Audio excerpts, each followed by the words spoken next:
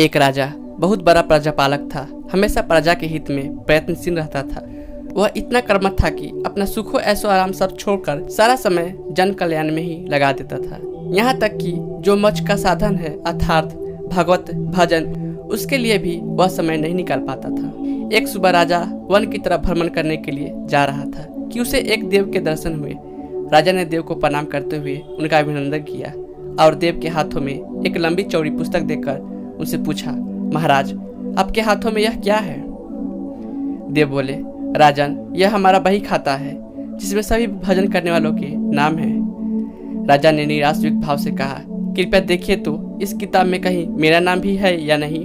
देव महाराज किताब का एक एक पृष्ठ उलटने लगे, परंतु राजा का नाम कहीं भी नजर नहीं आया। राजा ने देव को चिंतित देखकर कहा, महाराज आप चिंतित ना हो, आपके ढूंढने में कोई भी कमी नहीं है। वास्तव में यह मेरा दुर्भाग्य है कि मैं भजन कीर्तन के लिए समय नहीं निकल पाता और इसीलिए मेरा नाम यहाँ नहीं है।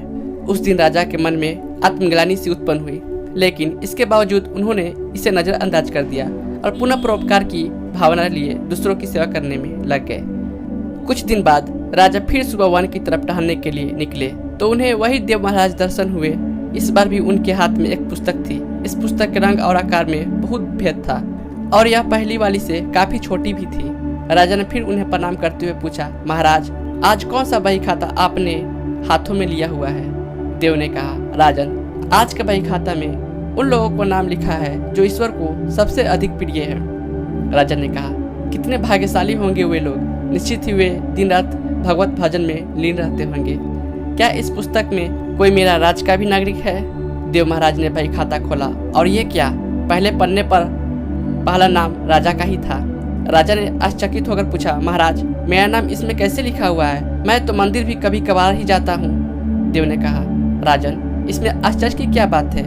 जो लोग निष्काम होकर संसार की सेवा करते हैं, जो लोग संसार के उपकार में अपना जीवन अर्पण करते हैं, जो लोग मुक्ति का लोभ भी त्याग कर प्रभु के निर्बल संतानों की सेवा सहायता में अपना स्वयं योगदान देते हैं, उन त्यागी महापुरुषों का भजन स्वयं ईश्वर करता है।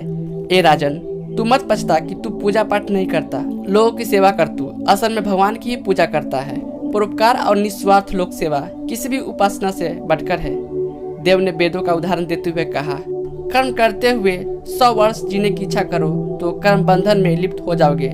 राजन भगवान दीन दयालु है, उन्हें खुशामद नहीं भाती बल्कि आचरण भाता है। सच्ची भक्ति तो यही है कि परोपकार करो, दीन दुखियों का हित साधन करो।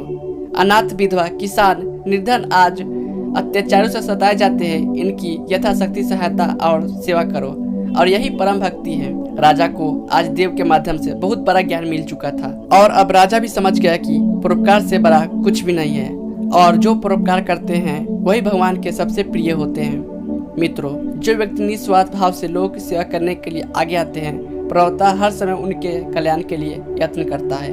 हमारे पूर्वजों ने कहा है, परोपकारे पुण्याय भवति, अर्थात दूसरों के लिए जीना, दूसरों की सेवा को ही पूजा समझकर कर्म करना, परोपकार के लिए अपने जीवन को सार्थक बनाना ही सबसे बड़ा पुण्य है। और जब आप भी ऐसा करेंगे तो स्वतः ही आप वह ईश्वर के प्रिय भक्तों में शामिल हो जाएंगे। ये कहानी कैसा लगा?